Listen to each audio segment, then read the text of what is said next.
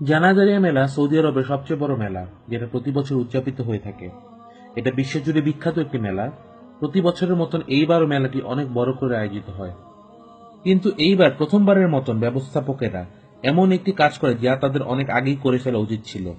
মসজিদে নববীতে রাসূল সাল্লাল্লাহু আলাইহি ওয়াসাল্লামের কবরকে কেন্দ্র করে অনেক আগে থেকে মন গড়া কিস্সা কাহিনী প্রচলিত ছিল। কিন্তু সোশ্যাল মিডিয়া আসার পরে এই মন গড়া কিস্সা কাহিনীগুলোর প্রচার প্রসার আরো বেড়ে যায়।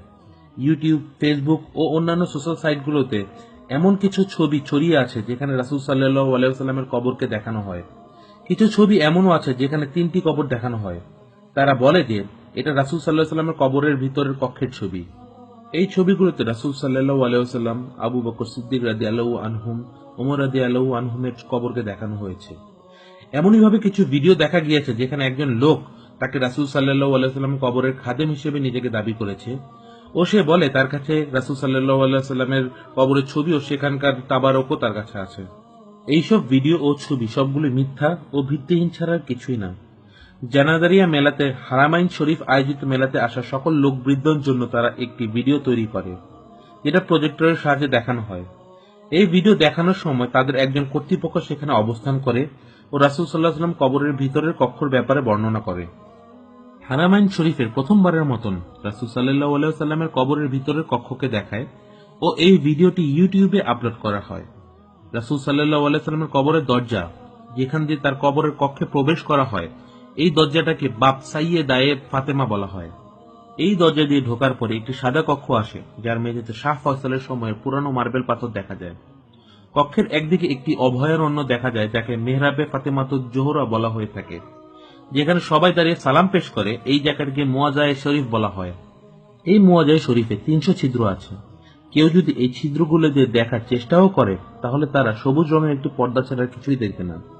এই পর্দাটি রাসূল সাল্লাল্লাহু আলাইহি ওয়াসাল্লাম কবরের কক্ষের দেয়ালে টাঙানো আছে, যে দেয়ালের কোনো দরজা নেই। এই দেয়াল 6.5 মিটার উঁচু। এই দেয়ালের অন্যদিকে অর্থাৎ ভিতরে আরো একটি দেয়াল আছে। সেই দেয়ালের ভিতরে রাসূল সাল্লাল্লাহু আলাইহি ওয়াসাল্লাম, আবু বকর সিদ্দিক রাদিয়াল্লাহু আনহুম ও ওমর রাদিয়াল্লাহু আনহুমের কবরগুলো অবস্থিত আছে। যে ছবিটি আপনারা এখানে দেখছেন এটা রাসূল সাল্লাল্লাহু আলাইহি ওয়াসাল্লামের কবরের কক্ষের নকশা। আপনারা এই ছবিতে যে গাঢ় বাদামি রঙের দেয়ালটি দেখতে পাচ্ছেন তার উপরে সবুজ রঙের পর্দাটি দেওয়া আছে। উমর বিন আব্দুল আজিজ এই পর্দাটিকে রাসূল সাল্লাল্লাহু আলাইহি ওয়াসাল্লামের কবরের দেয়ালের গিলাফ হিসেবে দাবি করেছেন। এই দেয়ালের কোনো দরজা নেই এবং এই দেয়ালের 6.5 মিটার উঁচু আছে।